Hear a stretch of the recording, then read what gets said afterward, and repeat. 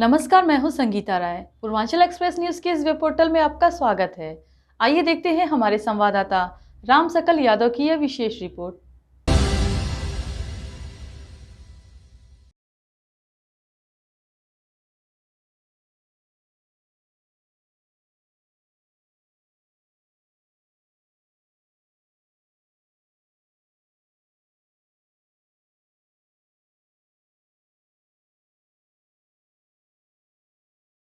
आजमगढ़ जिले में पहुंचे सीएम योगी ने कहा कि हमने पूर्वांचल को पूर्वांचल एक्सप्रेसवे से जोड़ा। आजमगढ़ में महाराजा सुहेलदेव के नाम पर विश्वविद्यालय की स्थापना की। आजमगढ़ को चारों तरफ से 4 लेन से जोड़ा। यह कार्य सपा भी कर सकती थी, लेकिन उसे सफाई तक का विकास दिखता था, क्योंकि पूर्वांचल का विकास उनके एजेंडे में नहीं था। उक्त बातें सीएम योगी आदित्यनाथ ने सोमवार को बिलरियागंज विकासखंड के मिरिया रेहड़ा में एक डेयरी प्लांट के उद्घाटन के बाद जनसभा को संबोधित करते हुए कही। उन्होंने कहा कि जनसंघ के प्रथम अध्यक्ष श्यामा प्रसाद मुखर्जी ने कहा था कि देश में एक निशान, एक प्रधान और एक संविधान चलेगा, लेकिन कांग्रेस ने कश्मीर में धारा 370 लगा दिया। मोदी जी ने धारा 370 को खत्म कर आतंकवाद के ताबूत में अंतिम कील ठोंक दी और बाबा के संविधान की रक्षा करने के साथ ही श्यामा प्रसाद मुखर्जी जी के सपने को साकार किया। सीएम योगी ने कहा कि मैं मुख्यमंत्री बनने से पहले ही आजमगढ़ से जुड़ा हूं। पहले आजमगढ़ आतंकगढ़ सहित समस्याओं से जूझता था, पर मोदी जी के नेतृत्व में डबल इंजन की सरकार ने नए आजमगढ़ की पहचान दी। सपा पर निशाना साधते हुए कहा कि पिछली सरकारों ने आजमगढ़ सहित पूर्वांचल के लिए कुछ नहीं किया, उन्हें बस सफाई दिखता था। हमने चारों तरफ 4 लेन का जाल बिछाया, पूर्वांचल एक्सप्रेसवे दिया। पहले लखनऊ की दूरी तय करने में पापड़ बेलने पड़ते थे, आज लखनऊ की दूरी 2.5 से पौने 3 घंटे की रह गई है। पिछली सरकारों ने वोट बैंक के लिए काम किया, हमने विकास किया। पहले आजमगढ़ के नाम पर कोई होटल में कमरा नहीं देता था, आज स्वागत करता। यह है बदलाव। उत्तर प्रदेश में पहले रामलला हम आएंगे, मंदिर वहीं बनवाएंगे के नारे लगते थे। जब डबल इंजन की सरकार बनी तो अयोध्या में भव्य मंदिर राम भी बना। यह कांग्रेस और सपा के लोग भी कर सकते थे, लेकिन यह तो राम भक्तों पर गोली चलवाने में लगे रहे। जो विकास खंड बिलरियागंज में है, मुझे यहाँ पे बाबा गोरखनाथ मिल्क प्रोड्यूसर कंपनी के स्टीलिंग प्लांट को, जिसे नेशनल डेयरी डेवलपमेंट बोर्ड के द्वारा स्थापित किया गया है, शुभारंभ करते हुए और इसकी प्रोग्रेस को पिछले कुछ समय के अंदर मैं देख रहा हूं, मैं देख करके अत्यंत आनंद की अनुभूति हो रही है कि 56,000 से अधिक बहनों के परिश्रम से आज यह मिल्क प्रोड्यूसर एक आत्मनिर्भरता का नया संदेश दे रहा है। मैं मिल्क प्रोड्यूसर कंपनी के अध्यक्ष श्रीमती नीरज जी को और उनके साथ जुड़ी हुई उन 56,000 से अधिक बहनों का हृदय से अभिनंदन करता हूं कि उन्होंने वह करके दिखाया है जो अन्यों के लिए असंभव होता है। इस प्रकार के प्रोड्यूसर और इस प्रकार से महिलाओं का आत्मनिर्भर होना आज की आवश्यकता है और उसी आवश्यकता को अपनी आंखों से देखने के लिए आज मैं आजमगढ़ में केवल एक कार्यक्रम की दृष्टि से यहां पर आया हूं। जब मेरे पास मिल्क प्रोड्यूसर कंपनी के श्री सानी जी ने इस बारे में मुझे बताया गोरखपुर में कि हम लोग इस तरीके से आजमगढ़ में एक कार्यक्रम करना चाहते हैं, हमारा ये एक प्रोग्रेस है, क्योंकि जब गोरखपुर में एक कंपनी प्रारंभ हुई थी तब मुझे लगता था कि पता नहीं लोगों के मन में क्या है, और आज मुझे देख करके प्रसन्नता हुई। 1,70,000 लीटर दूध का कलेक्शन, 55 रुपए प्रति लीटर दूध का दाम अन्नदाता किसानों को और गौपालकों को मिले, और यहां से जो दूध यहां पे कलेक्ट होता है इसकी क्वालिटी की गारंटी है, कोई मिलावट नहीं है। इस बात की गारंटी के साथ जब दूध आता है और वह पैसा हमारे अन्नदाता किसान और गौपालकों के पास जाता है तो राष्ट्र निर्माण में हमारा अन्नदाता किसान और गौपालक मजबूती के साथ। एक और ये और वहीं दूसरी ओर आज यहाँ पे एक नई स्कीम को मुझे लागू करते हुए देखने को मिला, बहुत अच्छा लगा। और वह है यहाँ पर हम लोगों ने एक हरी झंडी यहाँ दिखा करके मोबाइल वेटनरी यूनिट को, गायों में कोई रोग तो नहीं है, किसी प्रकार के कोई संकट है, ये घर घर जाकर के टोल फ्री नंबर पर जैसे ही कॉल होगी वहां पहुंच करके उनको ये सुविधा उपलब्ध करवाएगी।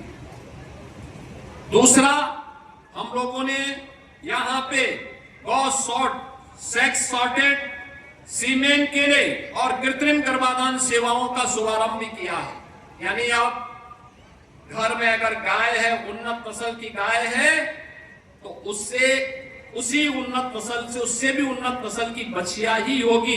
90% इसकी गारंटी देने के लिए इस स्कीम को उत्तर प्रदेश सरकार ने लागू किया है। आज मुझे यहाँ पर इसको लागू करते हुए प्रसन्नता की अनुभूति हो रही है। और तीसरा, बायोगैस प्लांट के लिए यहाँ पर हम लोगों ने लखपति दीदियों को सम्मानित किया है, जिन लोगों ने अपने घर में गोबर गैस प्लांट के माध्यम से ईंधन की आपूर्ति उसके माध्यम से कर रहे हैं।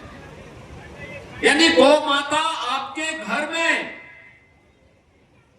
पुण्य का काम तो उसकी उपस्थिति से होता है, और दूध तो देती ही है। उसका गोबर घर में गोबर गैस प्लांट के माध्यम से घर के ईंधन की आपूर्ति का काम भी कर सकती है।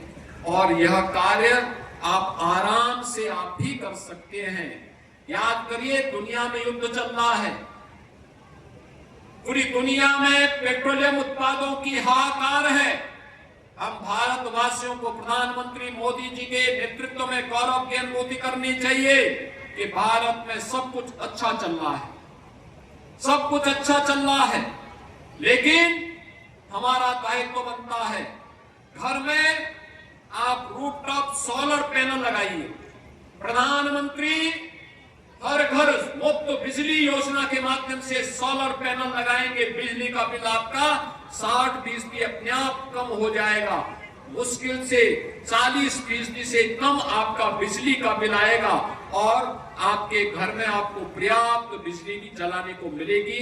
यह एक स्कीम, बहुत अच्छी सब्सिडी इसमें आपको सरकार दे रही है। वह नहीं करते तो राम भक्तों पर गोली चलाने वाले लोग हैं। आप मुझे बताइए, हर गरीब के घर में शौचालय बना है, हर गरीब को प्रधानमंत्री आवास योजना का लाभ मिला है, हर गरीब के घर में उज्ज्वला योजना का कनेक्शन मिला है, हर गरीब के घर में बिजली का कनेक्शन मिला है, हर गरीब को फ्री में राशन की सुविधा का लाभ मिला है, हर गरीब को शासन की योजना के साथ जोड़ करके 5 लाख रुपए प्रतिवर्ष आयुष्मान भारत में मुफ्त स्वास्थ्य की सुविधा का लाभ भी देने का काम मोदी जी ने किया है। ये काम कांग्रेस कर सकती थी, समाजवादी पार्टी कर सकती थी, बहुजन समाजवादी पार्टी कर सकती थी, लेकिन विकास उनके एजेंडे में नहीं, गरीब कल्याण उनके एजेंडे में नहीं। बाबा साहब भीमराव अंबेडकर के द्वारा बनाए गए संविधान के प्रति सम्मान उनके एजेंडे में नहीं था और इसीलिए तो ये अपमानित करते थे। गरीब भूखों मरता था, किसान आत्महत्या करता था, नौजवान को नौकरी नहीं मिलती थी, लेकिन डबल इंजन की सरकार आई। आज हमारी सरकार 9 लाख नौजवानों को नौकरी दी है। 1 डिस्ट्रिक्ट 1 प्रोडक्ट के माध्यम से 3 करोड़ से अधिक नौजवानों को उत्तर प्रदेश के अंदर ही रोजगार मिला है। सुरक्षा का बेहतर वातावरण देने का परिणाम है आज उत्तर प्रदेश के अंदर 65 लाख नौजवानों को इन कंपनियों के माध्यम से काम मिला है, जो बड़ा बड़ा निवेश यूपी के अंदर हुआ है। करते हैं तो आजमगढ़ ऋषि मुनियों की तपस्या की भूमि रही है। तत्व चिंतकों, विचारकों और देश के स्वाधीनता आंदोलन की भी एक महत्वपूर्ण भूमि के रूप में आजमगढ़ का अपना महत्व रहा है। याद करिए, वीर कुंवर सिंह ने भी इसी आजमगढ़ की धरती को अपने शौर्य के लोहे से तप्त करते हुए फिरंगियों को भागने के लिए मजबूर किया था। वह धरती आजमगढ़ की ही धरती है और ये हमारा सौभाग्य है। मैं आजमगढ़ से मुख्यमंत्री बनने के बाद नहीं जुड़ा हूं, मुख्यमंत्री बनने के बहुत पहले से मैं आजमगढ़ से जुड़ा रहा हूं और इसीलिए आजमगढ़ के विकास की बात जब आती है तो हम लोगों ने, भले ही आपने मुख्यमंत्री दिए होंगे लेकिन उन लोगों ने आपके यहां काम नहीं किया होगा, लेकिन डबल इंजन की भारतीय जनता पार्टी की सरकार ने प्रधानमंत्री मोदी जी के नेतृत्व में आजमगढ़ के विकास के लिए जो कार्य किया वो किसी ने नहीं किया। बहनों और भाइयों, मैं आजमगढ़ वासियों से ही पूछ रहा हूं कि जिन लोगों को चुनाव जिता करके भेजे वे तो आजमगढ़ के लिए कुछ नहीं किए, लेकिन प्रधानमंत्री मोदी जी के नेतृत्व में, उनके मार्गदर्शन में आजमगढ़ के लिए कुछ करने का सौभाग्य किसी को प्राप्त हुआ है तो हमारी सरकार को प्राप्त हुआ है। और वह किस रूप में? पूर्वांचल एक्सप्रेसवे से यहां की कनेक्टिविटी को जोड़ने के लिए। याद करिए, आजमगढ़ से पहले लखनऊ की दूरी हो या गोरखपुर की दूरी हो या वाराणसी की दूरी हो या प्रयागराज, ये सभी दूरी तय करने में पापड़ बेलने पड़ते थे। लखनऊ जाने में 6 घंटे लगते थे, आज मात्र 2.5 से पौने 3 घंटे में आप लखनऊ जा सकते हैं। आजमगढ़ का कोई निवासी आराम से जा सकता है, पूर्वांचल एक्सप्रेसवे आपके पास है। गोरखपुर जाना है तो 1.5 घंटे से भी कम दूरी में आप गोरखपुर पहुंच जाएंगे। पहले ये दूरी तय करने में कम से कम 3 से 4 घंटे लगते थे। ऐसे ही वाराणसी और प्रयागराज की दूरी को भी कम किया है, जो इंफ्रास्ट्रक्चर डबल इंजन की सरकार ने यहां कराया है।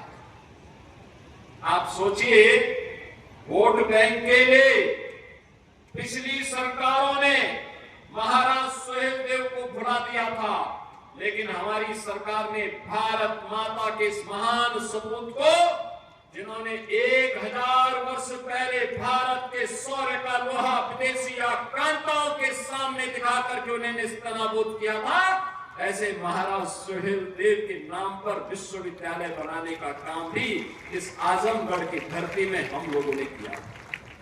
और दूसरी ओर आज का दिन बहुत महत्वपूर्ण है।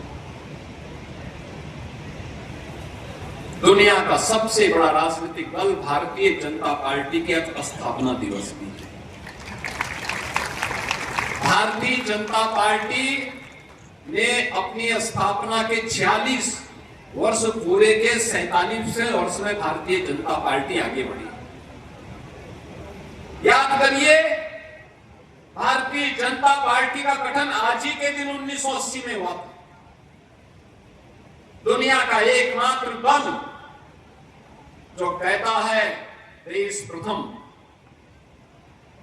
दल उसके बाद, व्यक्ति उसके बाद। अन्य दलों में क्या है? वे कहते हैं मैं रहूं, मेरा परिवार रहे, बाकी समाज से, देश से उनको कोई लेना देना नहीं। कोई भी पार्टी आप ले लीजिए, कांग्रेस ले लीजिए, समाजवादी पार्टी ले लीजिए, समाजवादी पार्टी विकास कराएगी, सफाई तक का विकास कराती है, लेकिन आजमगढ़ उनको दिखाई नहीं देता, जो आजमगढ़ उनको बार बार चुनाव जिता करके भेजता, क्योंकि उनके लिए विकास उन तक सीमित रहे। आजमगढ़ का विकास हो, मऊ का विकास हो, बलिया का विकास हो, जौनपुर का विकास हो, उनके एजेंडे में कमी नहीं रहा। अगर रहता तो पूर्वांचल एक्सप्रेस वे बना सकते थे। अगर उनके एजेंडे में रहता तो यहां पर विश्वविद्यालय का निर्माण महाराज सुहेलदेव के नाम पर वो भी कर देते, लेकिन नहीं किया। डेवलपमेंट उनके एजेंडे का हिस्सा नहीं, लेकिन भारतीय जनता पार्टी का पहला एजेंडा देश प्रथम, हमारा सब कुछ देश के लिए, देश के हित के लिए। और उस देश से भारतीय जनता पार्टी ने श्रद्धेय अटल बिहारी वाजपेयी जी, श्रद्धेय लाल कृष्ण आडवाणी जी के नेतृत्व में जो यात्रा प्रारंभ की थी, श्री डॉक्टर मुरली मनोहर जोशी जी के नेतृत्व में जो यात्रा प्रारंभ की थी, आज भारत के यशस्वी प्रधानमंत्री श्री नरेंद्र मोदी जी के यशस्वी नेतृत्व में वह दुनिया के सबसे बड़े राजनीतिक दल के रूप में अपनी है। इसी आजमगढ़ में हरिहरपुर गांव भी है। याद करिए, कला की 3 विधाएं, 4 विधाएं, गायन है, वादन है, नृत्य है, नाट्य है, इनकी भूमि आजमगढ़ रही है। आजमगढ़ हरिहरपुर रहा है। पिछली सरकारों ने, किसी ने नहीं कहा, किसी ने नहीं सोचा, ये डबल इंजन की भाजपा की सरकार आई, हरिहरपुर में हमने संगीत विद्यालय में स्वीकृत किया है, कला का सम्मान भी किया है। आज भले ही निरुआ नहीं आए, कहीं फिल्म में शूटिंग कर रहे हैं, लेकिन उन्होंने भी इसका स्वागत किया, उन्होंने भी स्वागत किया। एक प्लेटफॉर्म मिला है नौजवानों के लिए, और प्लेटफॉर्म को उपलब्ध करवाने के लिए आज हम सब ने इसको आगे बढ़ाने का काम किया। अटल आवासीय विद्यालय यहाँ श्रमिकों के बच्चों के लिए बन चुका है। हरियोद कला केंद्र, इसके लिए धनराशि उपलब्ध कराई जा चुकी है। राजकीय पॉलिटेक्निक मकराहा अतरोलिया में, फूलपुर पवई में, यह भी स्वीकृत हो गया है। राजकीय इंटर कॉलेज जमुड़ी, यह भी हम लोगों ने स्वीकृत किया है। और दिव्यांग जनों के लिए एक समेकित विशेष माध्यमिक विद्यालय अतरोलिया, यह भी स्वीकृत हुआ है। और एक लालगंज में सामुदायिक स्वास्थ्य केंद्र 100 बेड का, यह भी स्वीकृत करने का काम किया गया है। यहाँ पे अन्य बाढ़ बचाव के साथ ही विकास की तमाम अन्य नई योजनाओं के लिए यहाँ पर हम लोगों ने तमाम कार्य स्वीकृत किए हैं। विकास की अन्य परियोजनाओं के लिए किसी अन्य दिन में आपके आजमगढ़ में आऊंगा। आज तो मैं आया हूं यहाँ पे बाबा गोरखनाथ मिल्क प्रोड्यूसर कंपनी के माध्यम से आजमगढ़ की बहनों के परिश्रम को अपनी आंखों से देखने के लिए, और मुझे अच्छा लगा 56,000 बहनें इस मिल्क प्रोड्यूसर के साथ जुड़ करके स्वावलंबन का एक नया आदर्श प्रस्तुत कर रहे हैं। याद रखना, विकसित भारत की संकल्पना तब होगी जब हर परिवार आत्मनिर्भर होगा, हर परिवार खुशहाल होगा। और खुशहाली का राज इस प्रकार की मिल्क प्रोड्यूसर कंपनी और महिला स्वयंसेवी समूह के माध्यम से आगे बढ़ता है। मैं इन सभी बहनों का अभिनंदन करता हूं। मैं बाबा गोरखनाथ मिल्क प्रोड्यूसर कंपनी का भी अभिनंदन करता हूं कि उन्होंने बहुत जल्दी अपने कार्य को विस्तार दिया। अब तक 1,70,000 लीटर का अब मिल्क कलेक्शन ये लोग कर रहे हैं। उसकी जांच होती है हर एक स्टेट में, गांव के स्तर पर ही उपकरण दिए गए हैं, उसकी क्वालिटी मिलावट न हो, उसमें फैट की मात्रा क्या है इसको देखा जाता है, कौन कौन से कंटेन है इन सबको उसमें जांचा जाता है, और तब जाकर के वो कलेक्शन बकायदा लिखा जाता है, सील होकर के फिर यहाँ चिलिंग प्लांट में आता है, फिर चिलिंग प्लांट में जांच होती है, और जांच होने के बाद तब जाकर के वह फिर जाता है, फिर यहाँ से डेयरी के लिए फिर प्रस्थान होता है। यहाँ ठंडा किया जाता है, एक टेम्परेचर में उसको रखा जाता है, और फिर यहाँ से मदर डेयरी के लिए नेशनल डेयरी डेवलपमेंट बोर्ड के द्वारा संचालित मदर डेयरी में फिर वह दूध जा करके और उसके माध्यम से फिर उसको घर घर पहुंचाने या उसको वैल्यू एडिशन के साथ जोड़ने, उससे बटर भी बनता है, उससे घी भी बनता है, उससे तमाम अन्य चीजें उससे बनती, आइसक्रीम भी उससे बनती है, अच्छी खीर भी खाने के लिए मिलती है, सब कुछ मिलता है। यह है अन्नदाता किसान और गौ पालकों का परिश्रम। बहनों और भाइयों, हमारी सरकार ये कह सकती है कि 2017 के पहले उत्तर प्रदेश में खुलेआम बूचड़खानों में गाय काटी जाती थी, गौ तस्करी होती थी। आज हमारी सरकार का संकल्प है, न गौ माता को कटने देंगे, न गौ माता को कहीं पे अनावश्यक रूप से बिचड़ने देंगे।